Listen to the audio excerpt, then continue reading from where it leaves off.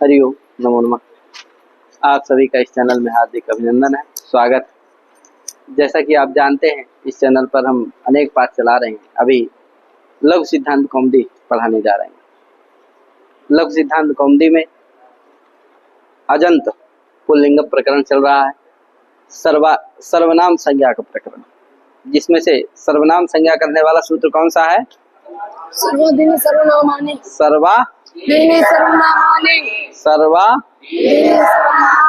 ये हो गया, और सर्व शब्द की सिद्धि भी हो गई। तो इसका मतलब है आप राम शब्द का रूप भी जान लिए हैं कैसे बनता है, और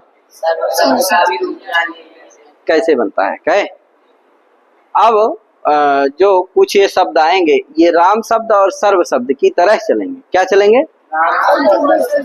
दोनों मिला करके चले। जैसे इसमें सूत्र है कौन? पूर्व परावर दक्षिणोत्तर पराधरादि व्यवस्थायाम असंज्ञा। क्या सूत्र है? पूर्व परावर दक्षिणोत्तर। इसमें 7 शब्द हैं, पूर्व, पर, अवर, दक्षिण, उत्तर, अपर, आधार। ये शब्द हैं। क्या क्या हैं? पूर्व, पर, अवर, दक्षिण, उत्तर, अपर और आधार, है कि नहीं? ये कितने शब्द हो गए? 7 शब्द है। फिर एक सूत्र है, देखो, स्वम अज्ञात इधनाख्यायाम। इसमें स्वम शब्द है, कितना हो गया? 8। अंतरम बहिर्योगो संज्ञानयो में अंतर शब्द है, ये क्या हो गया? 9। तो ये 9 शब्द हैं। इसी के लिए पूर्वादिभ्यो नवभ्यो आया। नवभ्य है ना? हाँ, नवभ्या में 9 शब्द से किसको ग्रहण करना है? इन्हीं 9 शब्दों को लेना है। ठीक है, तो चलो। पूर्व शब्द से पहला कौन शब्द है? पूर्व है, पर है, अवर है, दक्षिण है, उत्तर है, अपर है और आधार। देखो, ये जो 9 शब्द हैं, ये सर्वाधीन सर्वनामान यानी सर्वाधि गण में भी इनका पाठ है। ठीक है ना भैया? कहाँ पाठ है? है कि नहीं है? ये सूत्र वहां भी आए, ये तीनों सूत्र वहां आए हुए हैं। सर्वाधीन सर्वनामानी में तीनों सूत्र आए हैं, इसीलिए इनको गण सूत्र कहा जाता है। क्या कहा जाता है? गण में पाठ है इनका, इन सूत्रों का, इसीलिए क्या है? गण सूत्र। ठीक है ना भैया? तो गण सर्वाधीन सर्वनामानि से इनकी सब जगह नित्य सर्वनाम संज्ञा प्राप्त थी। क्या प्राप्त है? सभी जगह नित्य सर्वनाम संज्ञा प्राप्त की। किनकी? ये 9 शब्दों की। किनकी? 9 शब्द। पूर्व की, पर, ये सब गिना दिया हूं मैं 9 शब्द कौन है। ठीक है भैया?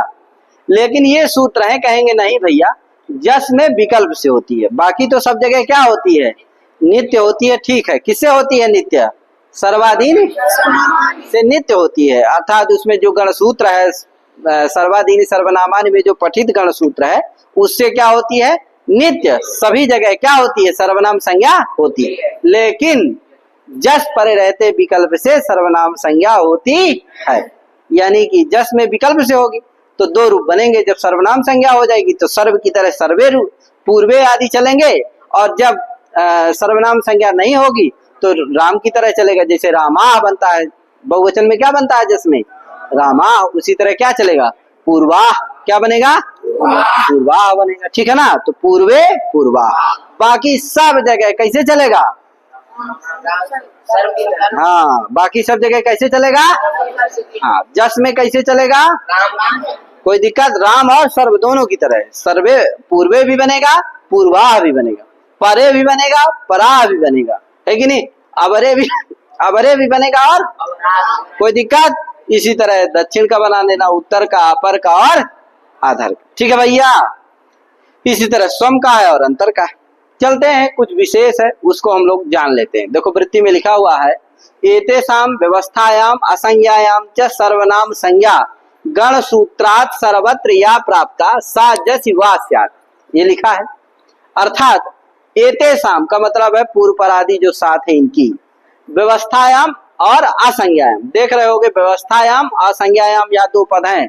व्यवस्था में यदि व्यवस्था हो तब सर्वनाम संज्ञा होती है, और असंज्ञा हो तभी सर्वनाम संज्ञा होती। समझे जी? क्या नाम है? दिव्यांशु। जब क्या हो?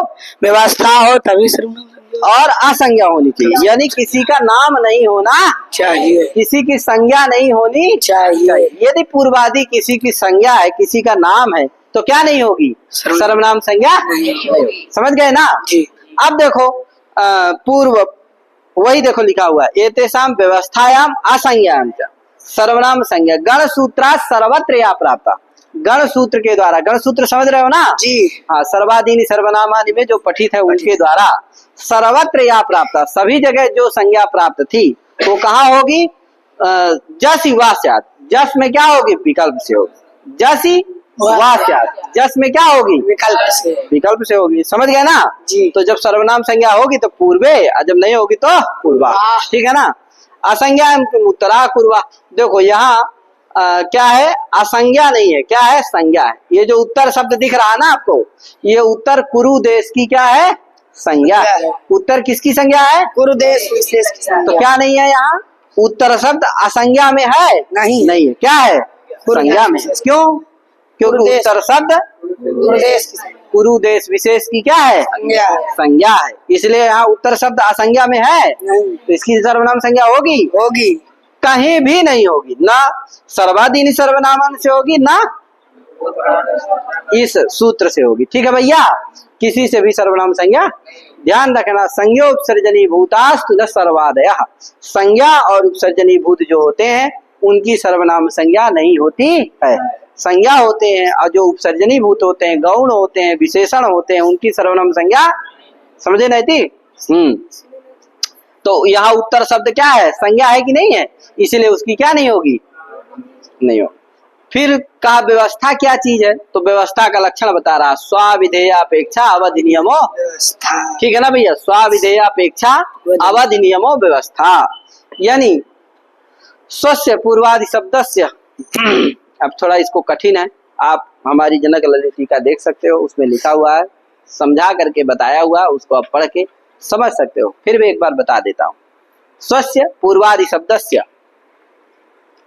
तो स्वाविधेयापेक्षा अवधि नियमो व्यवस्था, स्वस्य पूर्वादि शब्दस्य, स्वस्य पूर्वादि शब्दस्य, यह अविधेय, अविधेय मतलब वाच्य, अविधेय मतलब वाच्य, वाच्य, यह अर्थ। देखो अविधेय माने होता है वाच्य, क्या? अविधेय माने वाच्य, अविधेय माने अर्थ होता है, ठीक है ना भैया? वाचक होता है शब्द, और अविधेय क्या होता है? अर्थ। वाच्य क्या होता है? अर्थ। तो अविधेय कहो, वाच्य कहो, ये सब क्या होता है? अर्थ, ठीक है ना भैया जी। तो अविधेय कौन होता है? अर्थ होता है। जान गए ना जी। तो स्वस्य माने पूर्वादि शब्दस्य, अविधेय, अविधेय माने अर्थ, वाच्य, वाच्य अर्थ, वाच्य कौन है? अर्थ। तो स्वस्य पूर्वादि शब्दस्य अविधेय यानी वाच्य अर्थ, वाच्य अर्थ है कि नहीं?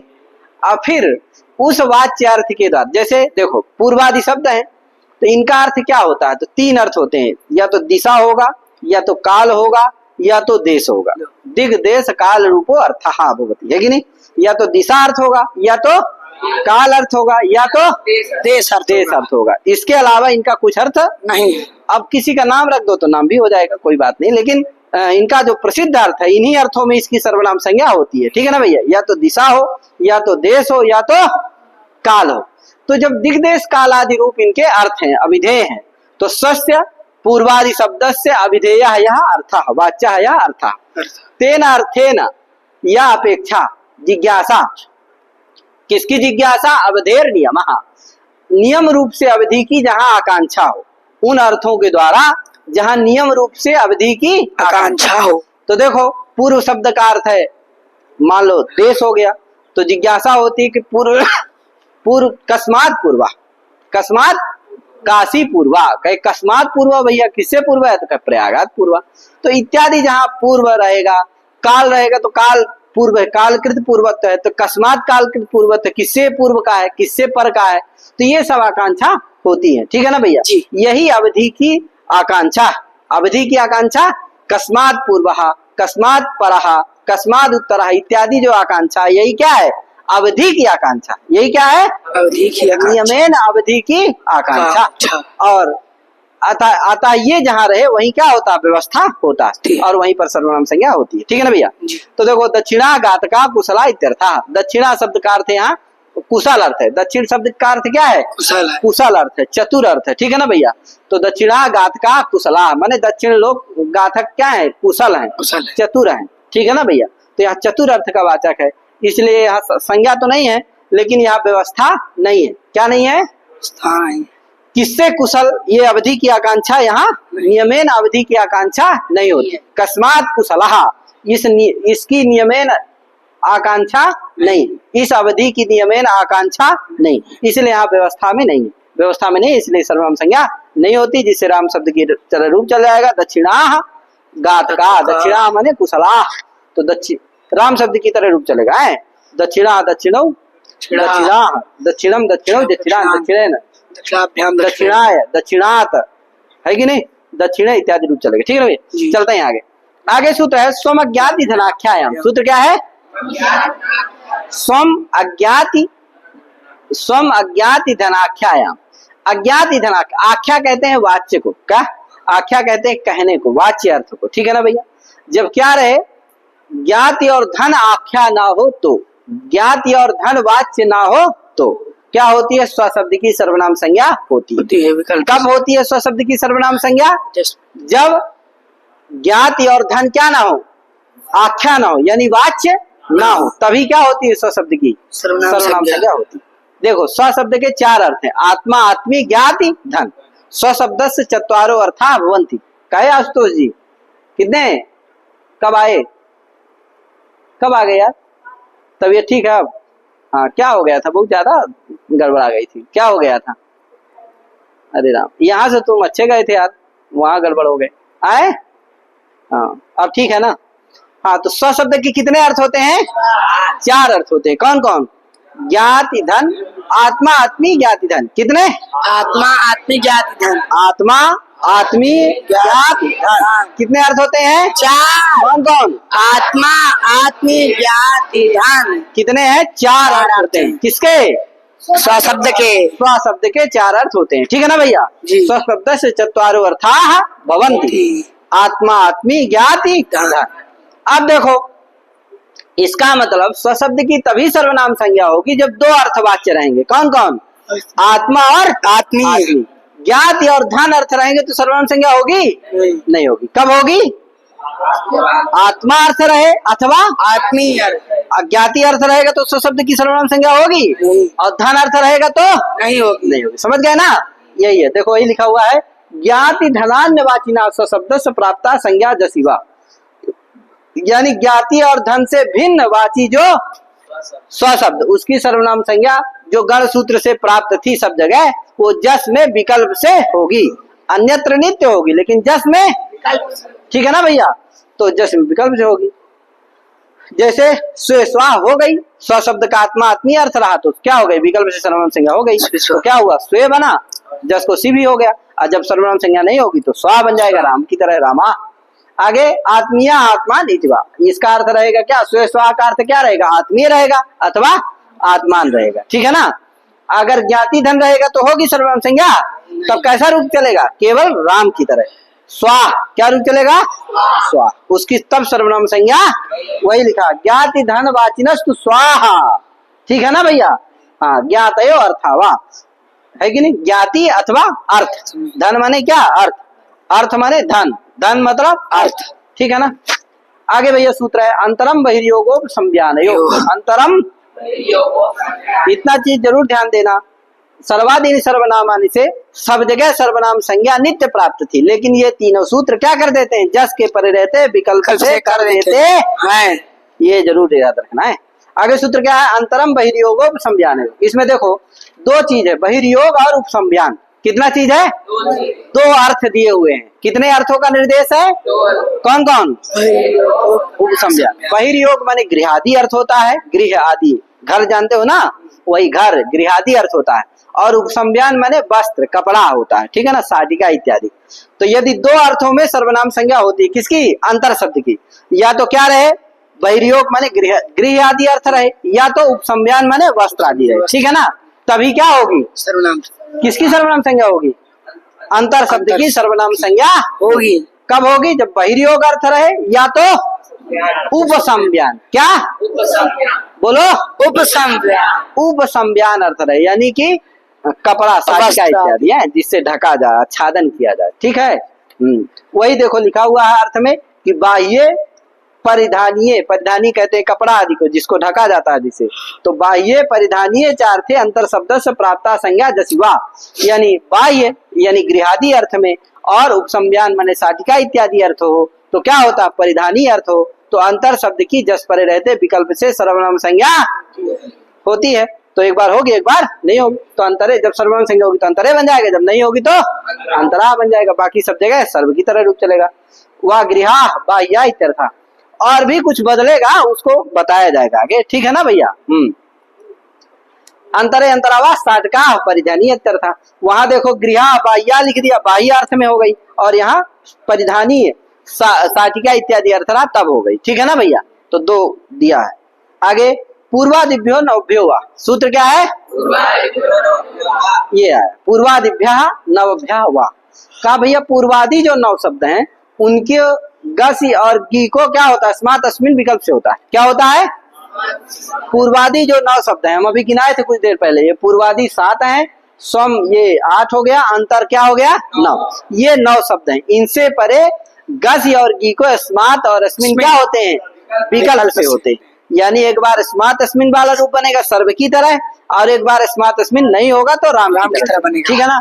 तो राम की तरह 3 जगह बदल रहा है, कहाँ कहाँ जस में पूर्वादि जो 9 शब्द हैं इनका रूप सर्व से 3 जगह बदलेगा, कहाँ कहाँ जस में, गसी में और जी में, सर्व की तरह भी चलेगा राम की तरह भी चलेगा, बाकी सब जगह सर्व की तरह चलेगा। कहे 3 जगह पर क्या होगा केवल बदलेगा क्या सर्व से भिन्न चलेगा, कहे कहाँ कहाँ जस में, गसी में, गी में, गसी में और गी में। जस में राम की तरह सर्व की तरह चलेगा, और गसी में भी सर्व की तरह राम की तरह, और गी में भी सर्व की तरह राम। तो एक ठे का रूप चला लेते हैं हम लोग। ये क्या कहा समझ गया नहीं इसका अर्थ, पूर्वादि जो 9 है उनसे परे गसी और गी को स्मात और अस्मिन विकल्प से होते हैं, तो स्मात हो जाएगा जब तो पूर्व स्मात बनेगा, और जब स्मात नहीं होगा तो राम की तरह जैसे रामात बनता है उसी तरह पूर्वात बन जाएगा, ठीक है ना। फिर पूर्व जब अस्मिन हो जाए गी को अस्मिन हो जाएगा तो पूर्व अस्मिन बनेगा, और जब गी को अस्मिन नहीं होगा तो राम की तरह जैसे रामे बनता है उसी तरह पूर्वे बन जाएगा। इसी तरह परादी नाम, सब परादी शब्द जो 8 बचे हैं उनका भी इसी तरह बना लेना चाहिए। शेषम सर्वत, बाकी सब जगह सर्व की तरह चलेगा, ठीक है ना भैया। हम लोग पूर्व शब्द का रूप एक ठोकर चलाते हैं केवल, कहे हाँ चलो बोलो भैया।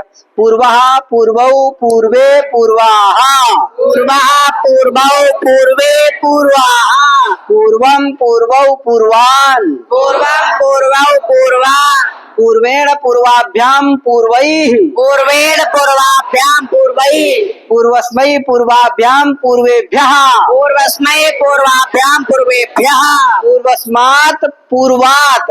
यहाँ ध्यान देना भैया, पूर्वस्मात् पूर्वस्मात् ता वाला दोनों रूप बनते हैं, तो उसको बोल नहीं रहा हूँ, बस समझ लेना उसको है, बस एक ही बोल रहा हूँ। तो पूर्वस्मात् पूर्वात्, पूर्वाभ्याम पूर्वेभ्यः, पूर्वस्मात् पूर्वात् पूर्वाभ्यां पूर्वेभ्यः, पूर्वस्य पूर्वयोः पूर्वेषाम्, पूर्वस्य पूर्वयोः पूर्वेषाम्, पूर्वस्मिन् पूर्वे पूर्वयोः पूर्वेषु, पूर्वस्मिन् पूर्वे पूर्वयोः पूर्वेषु। इसी तरह से जो बाकी बचे 8 शब्द हैं उनका भी रूप चला लेना चाहिए। चला लोगे भैया, चलाएंगे कि नहीं चलाएंगे? ठीक है, जो बुद्धिमान होगा, अच्छा लड़का होगा, पढ़ाकू होगा, चला ही लेगा। और जो भैया भंडारा भक्त होगा वो क्या करेगा, निद्रा देवी भक्त होगा उसको कुछ कहना ही नहीं, वो तो उपासना करेगा बस, चलो फलहाल लेगा। हाँ, तो आगे सूत्र है प्रथम चरम तयाल्पार्ध कतिपय नेमाश्च। क्या है? चरम तयाल्पार्ध कतिपय नेमाश्च। हाँ, प्रथम चरम तय। तय क्या लेना है? तय से प्रत्यय लेना। ठीक भैया, क्या है? तय है ना, ये तय से क्या लेना है? तय प्रत्यय लेना। क्या है? हाँ भैया आएगा ही, बता दे रहा हूँ। तय से क्या लेना है? तय से तय प्रत्यय लेना। अब प्रत्यय मतलब तय प्रत्यांत शब्द लेना। क्या लेना है? अभी पीछे पढ़े थे प्रत्यय ग्रहण तंत्र ग्रहण, तो तय प्रत्यांत लेना है। तो प्रथम शब्द, चरम शब्द, तय प्रत्यांत शब्द, अल्प, अर्ध, कतिपय और नेम। कितने हैं ये? 8। गिनो जल्दी से, कितने हैं? प्रथम, चरम, तय प्रत्यांत शब्द, अल्प, अर्ध, कतिपय और नेम। तो ये इन शब्दों की क्या होती है, जस के परे रहते विकल्प से सर्वनाम संज्ञा।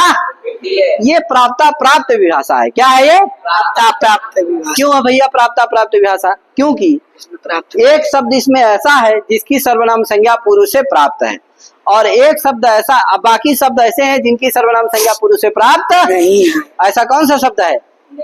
हाँ, नेम। नेम ऐसा है जिसकी सर्वनाम, सर्वाधिकरण में पाठ है नेम का, इसलिए उसकी सर्वनाम संज्ञा प्राप्त है। अब बाकी की किसी का पाठ नहीं है, इसलिए किसी की सर्वनाम संज्ञा पूर्व से प्राप्त नहीं है। तो प्राप्त भी है उसका भी विकल्प करेगा ये, और जहाँ प्राप्त नहीं है उसका भी विकल्प।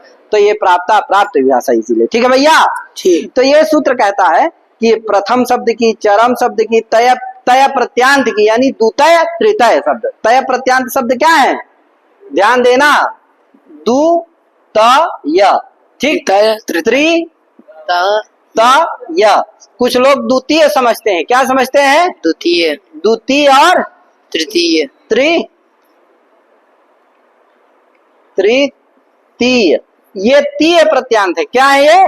ये क्या है? तय प्रत्यांत है। ठीक है भैया? तो यहाँ तय प्रत्यांत लेना है। तीय प्रत्यांत आगे वार्तिक आएगा उसमें लेना है। ठीक है ना जी। तो तय प्रत्यांत कौन है? द्वितय और तृतीय। तो इनकी भी सर्वनाम संज्ञा जस परे रहते विकल्प से होगी, अल्प की होगी, अर्थ की होगी, और कतिपय और नेम की। इनकी क्या होती है? जस परे रहते नेम शब्द का रूप जस में बदलेगा, बाकी सब जगह सर्व की तरह चलेगा। ठीक है भैया? जस में सर्व की तरह और राम की तरह नेमे नेमा दोनों रूप बनेंगे। ठीक, बाकी सब जगह सर्व की तरह। इनका सबका राम की तरह चलेगा, जस में बदलेगा बस। क्या? जैसे प्रथम शब्द ले लो, प्रथम का क्या बनेगा? राम की तरह चलेगा, बस जस में बदलेगा, प्रथमे प्रथमा। अब बाकी सब जगह राम की तरह। ठीक है ना भैया? इसी तरह इनका भी चला लेना चाहिए। इनका भी सबका राम की तरह चलेगा, बस जस में बदलेगा। ठीक है? द्वितय द्वितया, अब बाकी सब जगह राम की तरह। तृतय तृतया, बाकी सब जगह राम की तरह। कोई दिक्कत नहीं। वही देखो लिखा है, एते जस युक्त संज्ञा वासी। जस परे रहते इनकी विकल्प से क्या होती है? सर्वनाम संज्ञा होती है। तो प्रथमे प्रथमा, तया प्रत्यय। देखो तय क्या है? प्रत्यय। प्रत्यय ग्रहण है, तदंत ग्रहण, जिससे तय प्रत्यांत शब्द लिए जाते हैं, द्वितय और तृतय। आगे द्वितय द्वितय द्वितया, देखो लिख दिया, शेषम रामवत, नेमे नेमा, शेषम नेम शब्द का सर्व की तरह चलेगा। तीयस्य गिस्वा का तीय प्रत्यांत की गित विभक्तियों में विकल्प से सर्वनाम संज्ञा होती है। तो तीय प्रत्यांत क्या है? मैं बता ही दिया था, द्वितीय और तृतीय। ये तीय प्रत्यांत है। इनकी सर्वनाम संज्ञा कहाँ होगी? विकल्प से गित विभक्तियों में। गित विभक्तियां क्या है? गे, गासी, गास और गी, यही ना है? गे, गासी, गास और गी, कैठवा है? इन चार विभक्तियों में सर्वनाम संज्ञा विकल्प से होगी। तो एक बार होगी, एक बार तो एक बार जब होगी तो सर्व की तरह चलेगा, जब सर्वनाम संज्ञा नहीं होगी तो राम की तरह चलेगा। तो जैसे द्वितीय, घटा लो इसको, द्वितीय का क्या बनेगा? द्वितीया द्वितीय, द्वितीया द्वितीयम द्वितीय, द्वितीया द्वितीयेन द्वितीयाभ्याम द्वितीयई, द्वितीयई द्वितीय यस्मई और द्वितीयाय। ठीक है ना? द्वितीयस्मात् और द्वितीयात् और द्वितीयस्मिन् और द्वितीय। इसी तरह से इसको भी चला लेना। ठीक जी। एवं तृतीया, तृतीय का भी इसी तरह। आगे निर्जय शब्द आएगा, निर्जय शब्द कल पढ़ाएंगे। तो इतने पढ़ा के अपनी वाणी विराम दे रहा हूँ। सभी को हरि ओम, नमो नमः, जय श्री राम, राधे राधे, महादेव।